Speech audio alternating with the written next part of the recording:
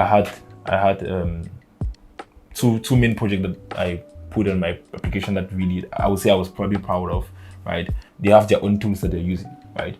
So you come in and then we are using this framework and you never even knew that there was anything like that exists or whatever, right? And you have 3 months to work on a project and you need to learn this.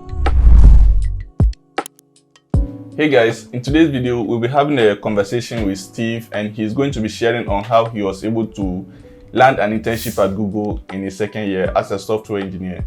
So Steve, introduce yourself. Thank you very much. So my name is Steve and I'm currently a final year student studying computer science at Ashesi University, and as Enoch rightly said, I've had a couple of experience in the past. I've done 3 internships so far. One was in Ghana at SciTech, one at Google, and then one at Deutsche Bank. I know like a lot of us want to be in his shoes, like get some of these internship experiences at some of the best companies in the world. And he was very fortunate enough to get an internship at Google in his second year as a software engineer. So Steve, our first question is that what was your biggest challenge during the application process and how did you overcome it? Yeah, I would say the application process in itself is really very straightforward compared to most applications. You just have to like submit your CV, probably a cover letter. It's not really mandatory, and then that's just it, and then you get an interview. So I would say the application process in itself was not really difficult, right? But maybe once you get into the process, that's when things become maybe difficult because you have to go through a series of interviews and like team matching process and other things that may be difficult. Yeah. For someone especially from Africa, how do you think that the challenge is compared with someone from like the US or the UK or in the Western world? Yeah, I would say for someone in Africa, probably the only limitation we have generally is just that we don't have the information, right? Or we kind of limit ourselves already before even trying. Like when we see some of these opportunities, we just feel like, yeah, probably I'm not coming from a good university or not, or something in that line. But when it comes to actually getting the opportunity itself, I feel like we all have like equal opportunities. If you have like a good profile and you really know your maybe data structures, or you really know you have your skill set and you go for these opportunities, you have equal chance of getting them compared to like someone maybe in the US or in any other country, I guess. But maybe the main difference is that most of the companies don't do like visa sponsorship, so which means that us as Africans are kind of limited to apply to certain types of company because you want like visa sponsorship. So I think that's probably the only limiting factor. But to get the actual opportunity itself, I believe we all have like equal opportunities. What resources and tools did you use to prepare for your interviews? Yeah, I think for most people doing software engineering or computer science or any CS related things out there, they would know about Leetcode. That's always going to be my number one thing. I think like just start Leetcode early, practice as much as possible. Probably before starting Leetcode, like because some people start Leetcode without really having like a foundation of data structures or algorithms, which makes it frustrating because if you do that, you go into a lot of things that you don't understand why certain solutions are. You just solve a question.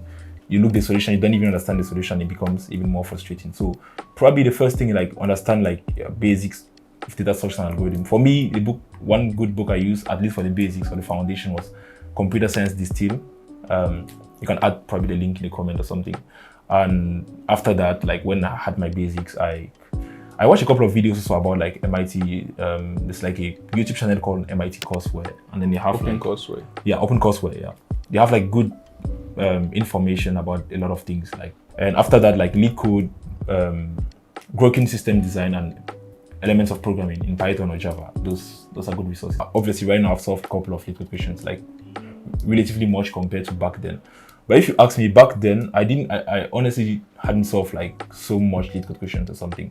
I would say actually in that year, that was 2021, right? Yeah, when I interviewed, the highest amount of Leetcode questions I solved, it was during that last 2 weeks. Actually, it was in our final, I think we were having like final exam. That's when I had my interview as well. So I was mostly focused on my interview, and that's when I solved like most of the questions I solved in Leetcode. But it wasn't enough. It wasn't a lot. I think the important thing is usually like, if you solve a question, understand the patterns, understand the methodology, understand the approach for that particular question, so that if you see something similar, you can always use the same idea or technique or algorithm, whatever, for a different question. Because some people solve like a lot of questions and then they just like cram the solutions. And when you give them like something similar or something that probably not very close, but you can use the same, let's say, idea or concept, they are just confused. So the amount is not important. If you can do the amount, fine as well.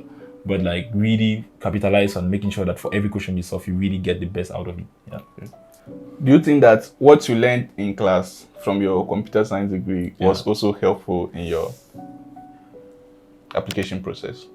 Ideally, it should be, but back then I haven't done like, I think if you take the data structures course, it becomes relevant, right? It becomes relevant to you because generally the coding assessment or the interviews for tech companies especially is very focused on data structures and algorithm, and in some cases system design, obviously. So if you've done like a course like software engineering or data structures in whatever school, whether Ashesi or any other school, it should be helpful at least for the basics, but it's not really enough, right? For me back then, I had not taken like any of those courses, so I wouldn't say it was really relevant. But now that I've taken the course, I know that it will have played like a role if I had taken those courses before my interview. What advice would you give someone who is currently applying for an internship at Google or any big tech company like Facebook, Amazon, and the rest? Yeah, I think the first thing obviously is like being able to pass the screening phase, right? So I would just say like really emphasize on your CV, because I've had a lot of people reaching out and like, this is my CV, but you see the CV is not really how can I say, it's not really captivating. Like if a recruiter is supposed to see that, there's some things that they have really done that are really impressive, but they are not really able to like communicate that in a very good way, right? And in that case, your application doesn't really stand out. So the first step is generally like passing that first screening phase. So like work on your CV, work on projects, have a lot of technical things on your CV as well.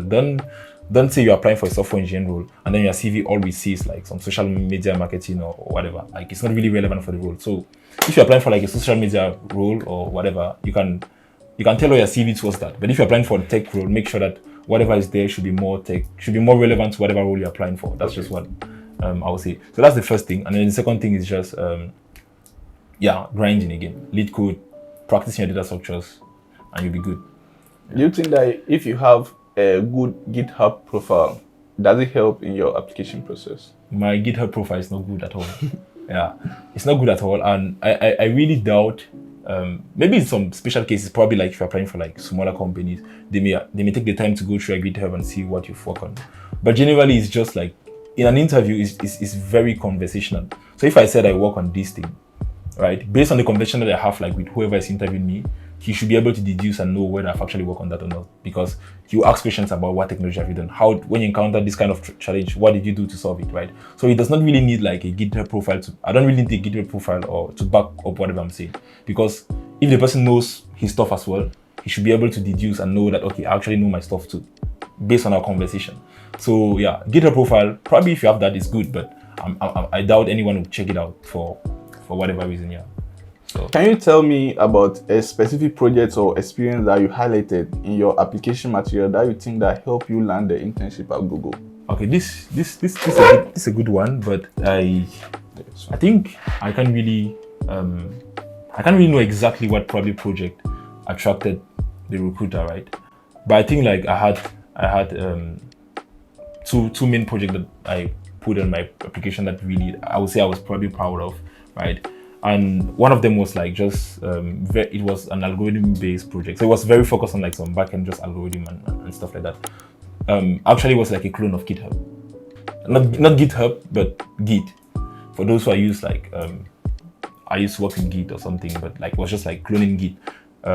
Being able to like have like, or if you prefer like a version control system. So I just built like a version control system, which was very nice because like if I'm asked to talk about it, there was a lot of technicalities involved and just a lot of edge cases and things involved. So I think, yeah. What team did you work in and what projects were you working on?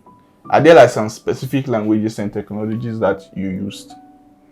Yeah, I think like, okay, for the languages or the tech stack, it's generally like, it's specific only to teams, right? You join this team and then it's Python, Java, and whatever, gRPC. You join a different team, is like something completely different. For my team, particularly, I work with C++, Java, a bit of SQL, and a couple of other, I use Bug, and gRPCs as well, or RAPCs. And so that was the technologies I use. And for my team, it was more like of an infrastructure team. So it was not like client-facing team. Basically, what the team does is they manage this platform called RM. And so basically they manage like all incidents or incidents related to like different products that Google have, like YouTube or Google Cloud or whatever. And then based on like they manage those incidents, and then they kind of report them. So it's an automatic tool that does all of that. Like it manages, it create the incidents, it reports them, and assign people to like solve those incidents, stuff like that. So yeah. What was the most important thing you learned during your internship at Google, be it tech-wise or personal? Okay, probably I'll go with like more like kind of interpersonal. So I'll say communication, because the project I was working on actually involved two different teams. I was working with my core team, and then I was working like with a different team based in a different region, actually a US based team. Okay. So I had to really learn how to communicate and making sure that whatever I was doing was aligned with the way both teams was working, because the project I was working was impacting both teams, right? So I had to make sure that I really learn how to communicate and make sure that whatever I'm doing is like, yeah, just aligned with the practice of both teams. So yeah, tech-wise, I think just how to design like systems, and maybe just what are some of the good practice when working on code or writing clean code, because obviously you write your first commit and you send out there, you get like a lot of comments about it, and yeah, obviously by the time you get to your fifth commit, you have considerably improved. So I think tech-wise, yeah, just the whole experience was like very beneficial tech-wise. Yeah. I mean, if you are in Google, you get to enjoy some of the benefits of working at Google, but then there are also some challenges too. So what were some of these challenges as part of your internship? Challenges, okay. I would say probably like, normally when you come out there or when you do things here, open source, you know Java, you know React, you know Node.js and everything. But when you actually come into the industry, especially when it comes to like big firms, they have mostly internal frameworks. Apart from the general programming language like Java, Python, whatever. When it comes to like internal stuff, they have their own tools that they're using, right? So you come in and then we are using this framework, and you never even knew that there was anything like that exists or whatever, right? And you have 3 months to work on a project and you need to learn this thing. So I think that was the most challenging part, just that I was exposed to like a lot of new things that are not really open source. So I had to learn how to just learn very fast and how to use those tools to be able to like deliver on the project. Yeah. Okay.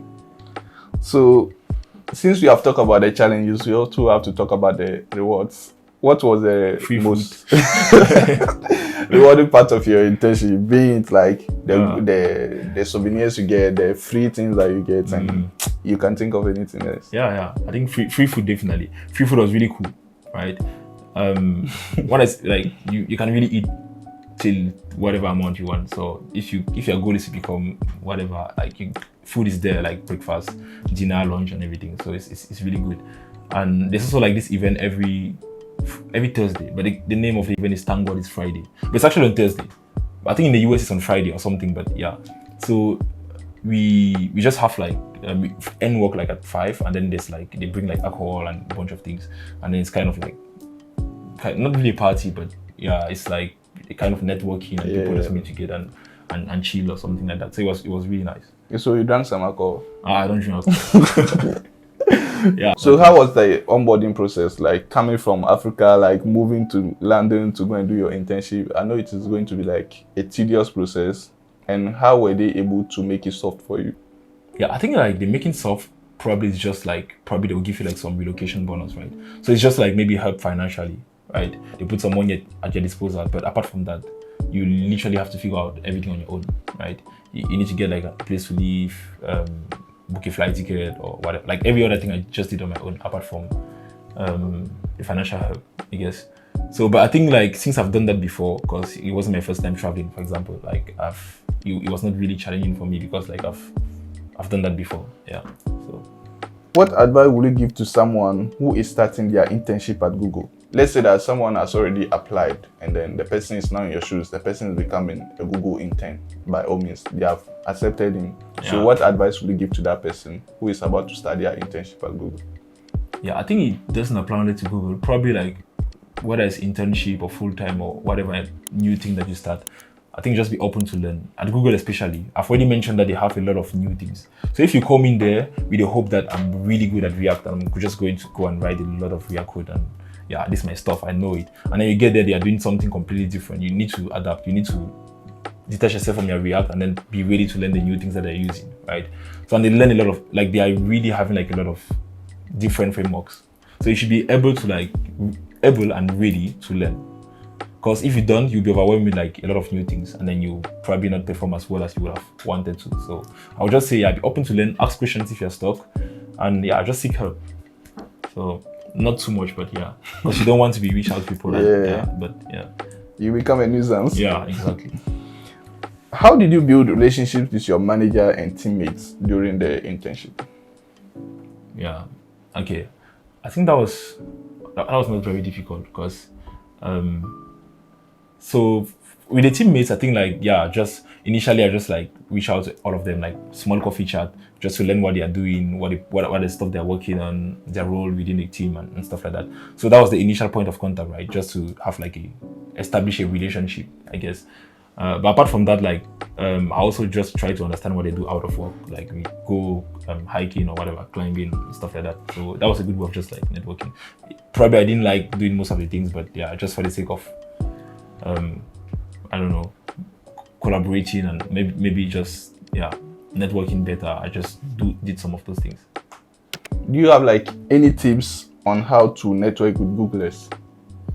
Like if you are in a different company, let's say you are working at Bank of America, but then you want to network with some Googlers, or let's say you are from outside, you are not in the industry yet. Maybe some networking with Googlers who may help you in getting some insights into how to go about this. I don't know about Googlers in general, because I feel like it's just that would be a big generalization, right? But if for me, for example, I prefer that like just be direct to what you want, right? Don't text me and then you expect me to be texting back and like we do a lot of to and fro and stuff like that. Like just reach out, tell me exactly what you want, and if I can help, I'll just help and I'll direct you. If I can, I'll direct you to someone that can or something like that. So I'll just say be direct and state clearly what you want and present yourself, like introduce yourself properly as well. I think that's just it. How did your internship experience help you prepare for your internship this previous summer? Like if you are reaching out to a recruiter, you know that you have a Google internship as part of your CV or your portfolio. So how did that help you in getting like interviews from other tech companies, or how did it help you in general for having that Google? I think it's actually it is helpful, but you still have to prove yourself, right? Because the fact that you have Google, probably you may get an interview, but you still have to prove yourself during that interview. You may get like a bunch of other interviews or something, but you still get rejected. Like I've applied to other companies, I did not even pass the screening phase, but I have a good CV. I mean, even now. So, like there's a luck factor, but like it definitely helps. Like having like good companies definitely help, or having like a good CV definitely helps. But yeah, as I said, it helps you get the interview, but now you have to prove yourself actually during the interview by showing that you know your thing. And just, yeah. Do you see yourself going back to Google in the future? I mean, definitely. I think I had a good time there. I won't lie. I mean, actually, for most of my internships, I had a good time there. I didn't have like any bad experience or something. So right now, yeah, let's see how next year goes, and we'll see. Okay. Yeah. So, any final words for people watching my YouTube channel right now that they want to, navigate their internship journey into big tech or any tech company, or just internship in general? Yeah, I think looking out for resources like this one is already a good thing, right? Like watching this kind of videos, or other things out there like where people talk about the experiences, it's a good place to start. So just like look out for those who have already gone through the process and try to learn through, learn from their footsteps. Reach out to people if you can. LinkedIn is there. Just don't be afraid to reach out to people. If you reach out to one person, he doesn't reply, reach out to 10 more people or something. At least one person is going to reply eventually. And from there, ask meaningful questions. And don't ask very global questions. Oh, how do I apply? That's not helpful, right? If I see that, I don't know what to tell you.